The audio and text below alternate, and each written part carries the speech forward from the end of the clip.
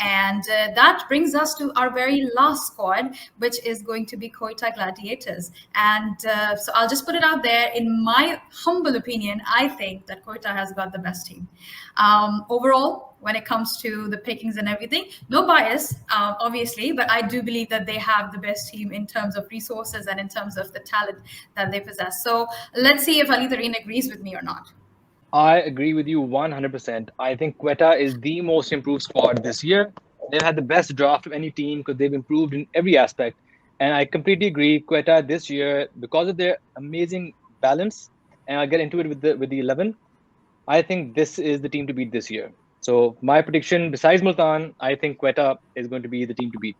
I think Jason Roy, Ehsan Ali are the openers, Ehsan Ali or Bangalzai.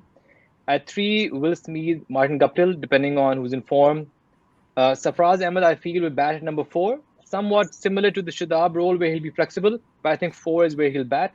Five, we have Iftimania. Six, Mohammad Nawaz. Seven, Hasaranga. At eight, I have Odin Smith or Naveen when he's available. At nine, Mohammad Hasnain. 10, Naseem Shah. And 11 Emil Khan, who is their emerging player. Just looking at the lineup, they have elite batting with Jason Roy, Will Smith, Martin Guptill. They have one of the best all-rounders in the world, Hasaranga. Odin Smith is a very, very underrated player. We haven't seen much of him in Pakistan, but he is an elite player. And then obviously Naseem Shah, Hasnain, amazing. So just having seven bowling options with Emil, Naseem, Hasnain, Odin, Hasaranga, Nawaz, Iftikhar, I think this is just a really, really well put together squad. Absolutely. So we'll jump to you, Dan. What do you think about the Quetta squad this year, especially, inclusion of Hasaranga, who I'm looking forward to playing in Pakistan, and obviously the Ifti Mania. Let's talk about that. Like, how much have you followed Iftikhar Ahmed's progress, recently since the World Cup and all that? It's been quite incredible, really. I mean, you don't often see players having a career turnaround at his age. So full credit to him for doing that. Let's see if it's sustainable. I think this PSL will be the real test of that. With regards to the Quetta bowling attack, I definitely agree with Ali in terms of it's not difficult to concoct a bowling attack out of this group, which really is almost locked for 20 overs. You look at Nawaz, Hasaranga, Hasnain, Naseem Shah, Naveen al-Haq. That's 20 high-quality overs. And when Hasaranga I think he's only available for the first 6 matches, but then you've got Case Ahmed who can come in and replace him and do a really adequate job as well. So realistically, you're looking at a really, really strong bowling group. Let's see what the batting is capable of. But certainly, I think this bowling group is up there with the calendars as the best bowling group of the tournament. Batting-wise, I have a few red flags. Roy and Guptill are two players who have really struggled quite a lot in the last year or two. People will point to Jason Roy's ODI century, but I'm not a big buyer of that. In terms of the shot options that you need in T20 are very, very different to ODIs. And I've looked at Jason Roy's sort of shot options and detailed underlying data, and I think that there's more of an issue in play rather than just being out of form, if you like. He's taking different options to when he was at his peak. He's not nearly playing as much aerial shots as he previously has done. So these are issues that definitely are going to challenge Quetta. I would like to see Will Smith play ahead of Roy and Guptill, and I think that they've also got Will Jacks coming in for a period of time as well. So Will Jacks and Will Smith as openers, I mean that's intent personified, and that'll be a really exciting opening duo. I'm also excited to see Odin Smith in this group. I think his bowling's improved, certainly since he had a really tough introduction at the top level in the IPL. I think he's improved since then with the ball. And I'm also looking to see Omar bin Yusuf as well, who did well in the National T20 Cup for Sindh, and there's their 50-over captain as well. So there's a lot to like about this group. The replacement players also seem pretty solid. I even knew one Tashara as well. I mean, I didn't really know a lot about him. He made his debut a long time ago for Sri Lanka, even though he's 28 now. Done very, very well in the Lanka Premier League, strike rate of 15, taking a load of wickets in that tournament over the last couple of years. And as a genuine power play and death bowling option, you know, what I call a 2-2 bowler, 2 power play, 2 death. Those are the bowlers I like. And I think he's a partial replacement for Naveen, and he looks a kind of a like for like in that respect. And on the subject of Naveen as well, honestly, I can't talk highly enough of working with Naveen for the last couple of years. In English cricket, a lot of people thought that he would struggle with his second season in English cricket, and people would work him out because they thought he was very predictable with his slow balls. What they didn't bank on was the fact that he'd actually put on at least 5 kph from the first year to second year. So the difference between his stop ball and his slower ball was markedly different.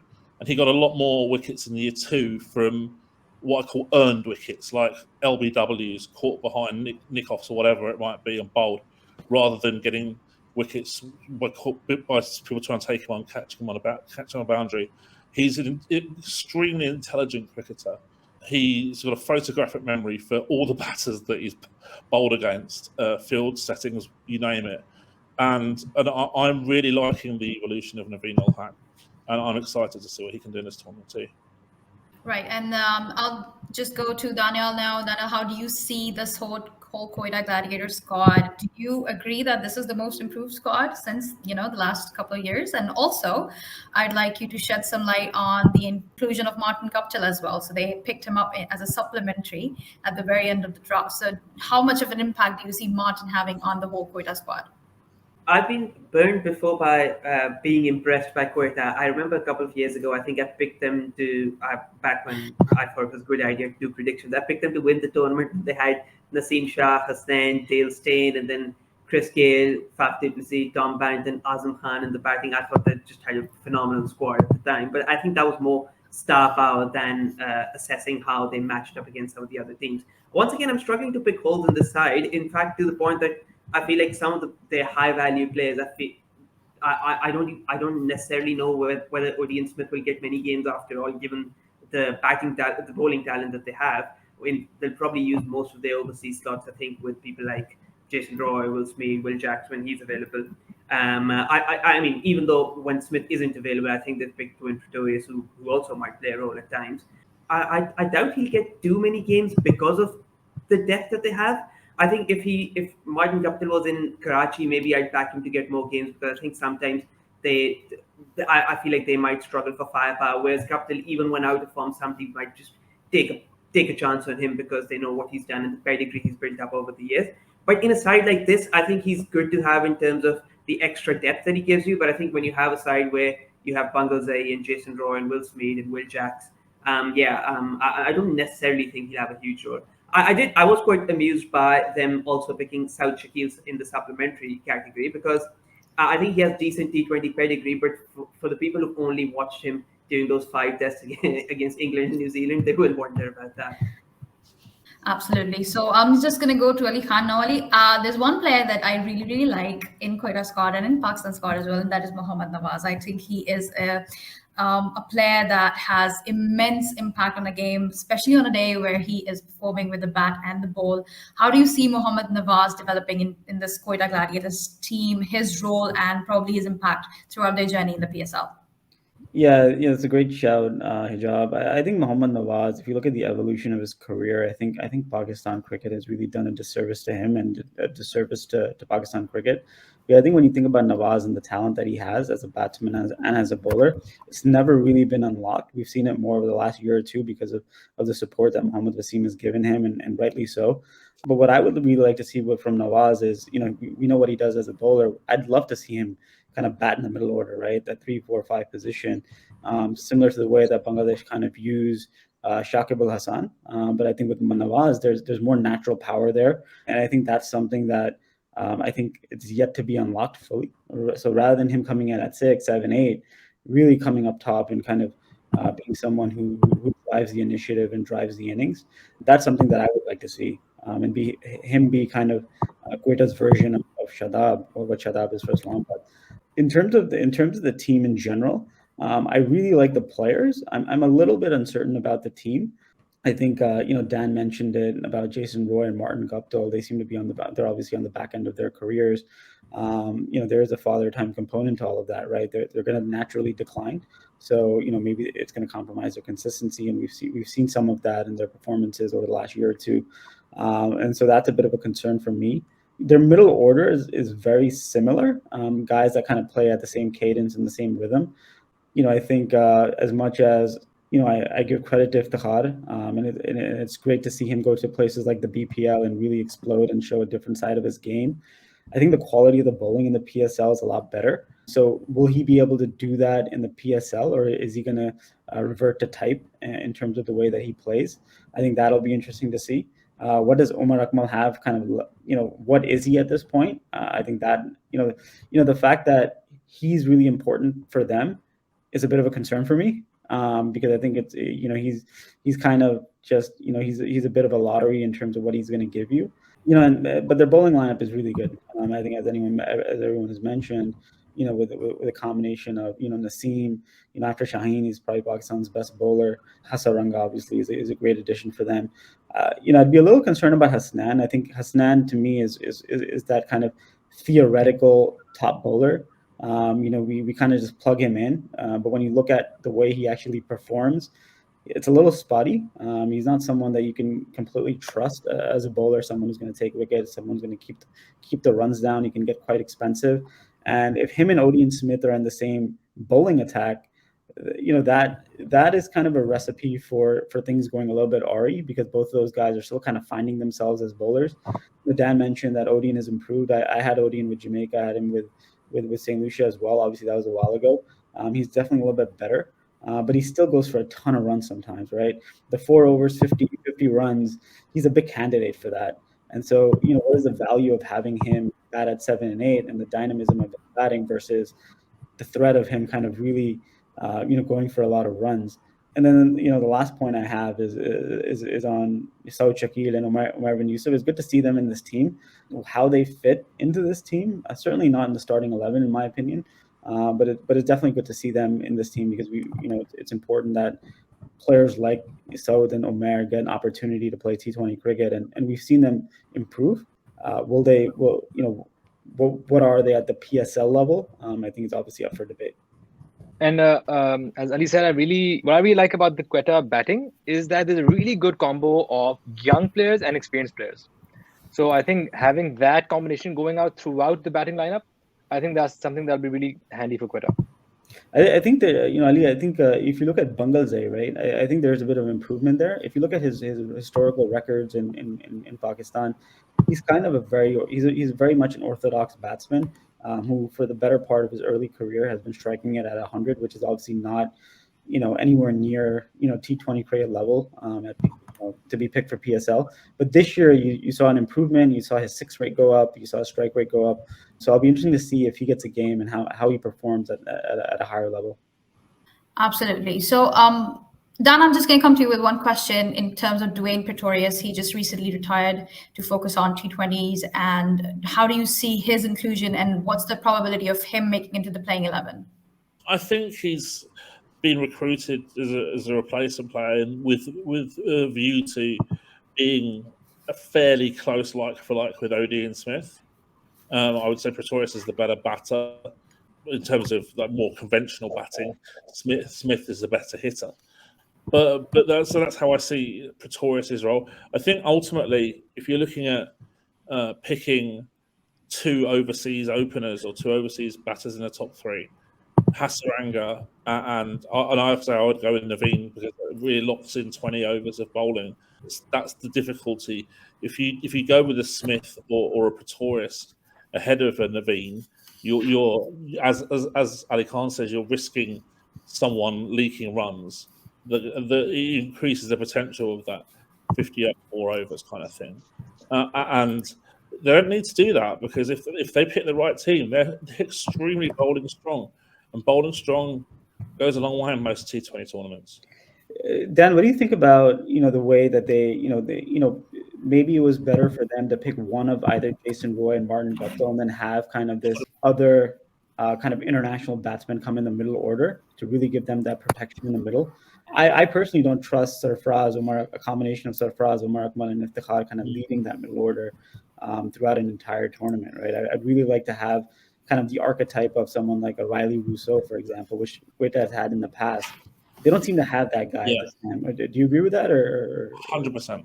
Yeah. So a Roy or Guptill, I think at least one of them can be sacrificed.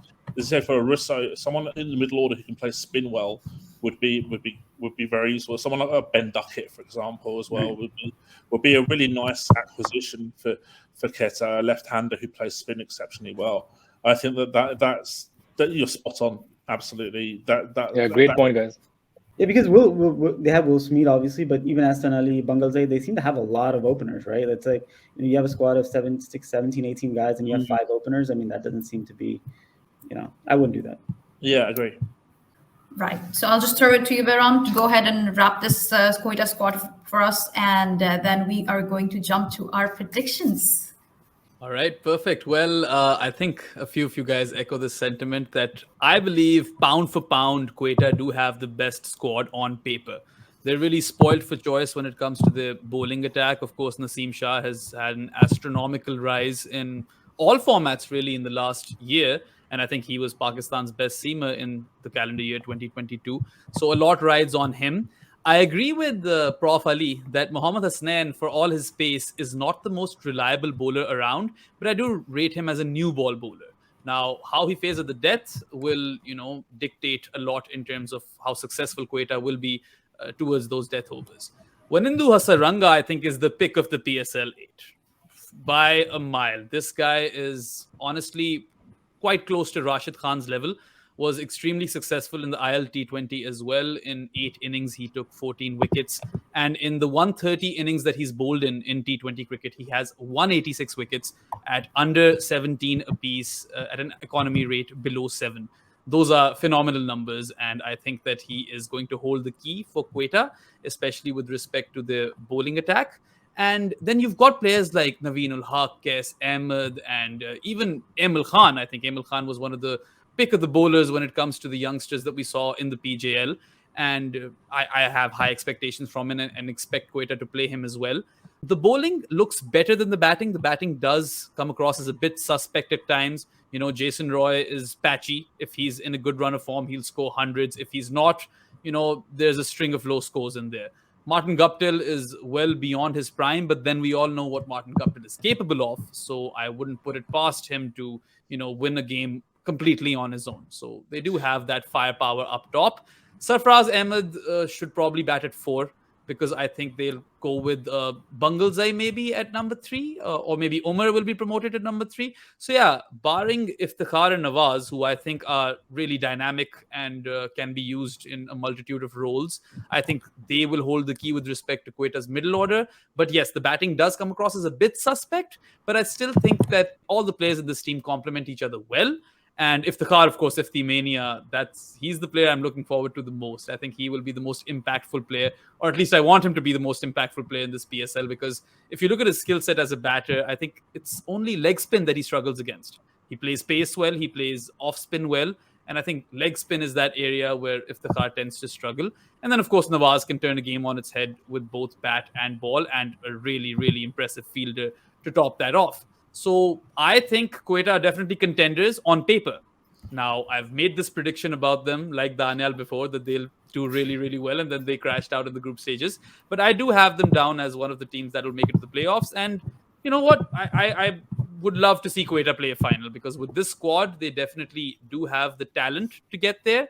Whether they can figure out, their first string and the combination that they go in with, and whether or not they can build that chemistry over the course of the tournament is the real question. But I think based on that squad, in theory, they are definitely a playoff team and one of the contenders to lift that PSL trophy. It's a really interesting point you make as well about Iftikhar and leg spin. So if you look at the two leagues that he's been really successful in over the winter, T10 and BPL. T10 is traditionally a league where spinners don't bowl a lot. The teams are very reticent to use spinners, and certainly spinners who don't fire it in are not used very, very much at all. And then in the BPL, you've got an abundance of local left arm orthodox, but not a lot of leg spin in the domestic player pool as well. So is there an argument perhaps to suggest that those leagues were kind of flattered him a little bit because he hasn't had to face a lot of his weak matchup options? Yeah, I think that's a fantastic point. And I've seen him struggle versus Adil Rashid and even Rashid Khan in the past. And he doesn't seem to have quite the same sort of hold over leg spin as he does over left arm off or even right arm off. I mean, we all saw what he did to Akshar Patel in the World Cup. So that will be an area of concern with respect to Iftikhar. But I mean, he's going through a purple patch. Ironic that he's also going to be wearing purple. But I think that I have high expectations. I think Iftikhar, in this rich vein of form, can be the X factor player for Quetta, and he can be the difference in many games. I think so. Quetta's bowling lineup really reminds me a lot of Lahore, where they have two 140+ gun local pacers in Naseem and Asnan. Then they have an overseas wrist spinner who is one of the elite wrist spinners in the world, and then a very exciting young emerging fast bowler to complement this side. So I think bowling lineup wise, they have that combination plus Mohammad Nawaz, who's a game changer on his own, and supported by someone like Iftikhar if need be for matchups. I just think this team has, and especially with Naminul Haq coming in once he's available, I think this is going to be a really, really good bowling lineup. And as we're expecting batting pitches in most throughout the tournament, on batting pitches generally it's that people who are 50-50 batters, even they can get runs. You need elite bowling to save you when you're playing on batting pitches. And I think of all the squad we've looked at right now, I think Quetta's bowling is just Naseem and Asnan, and I agree with the concerns around Asnan also, given they're a little less experienced. But if they're clicking and the people they have around them, I think Quetta is going to be a very difficult side to bat against. Yeah, I agree. I mean, you put it really well when you said they seem to be the team to beat. And in the words of Dale Steyn, Azhar Mahmood, and a bunch of other fast bowlers, batters win you games and bowlers win you tournaments, right? They need Naseem. They need Naseem big time. Naseem can't get injured. Everything makes sense when he's there. Right. So Naseem Shah completes the Pakistan team, and it seems like he is the key for Quetta as well. So that wraps up the marathon analysis, deep analysis with all our panel. Thank you so much, guys, for that.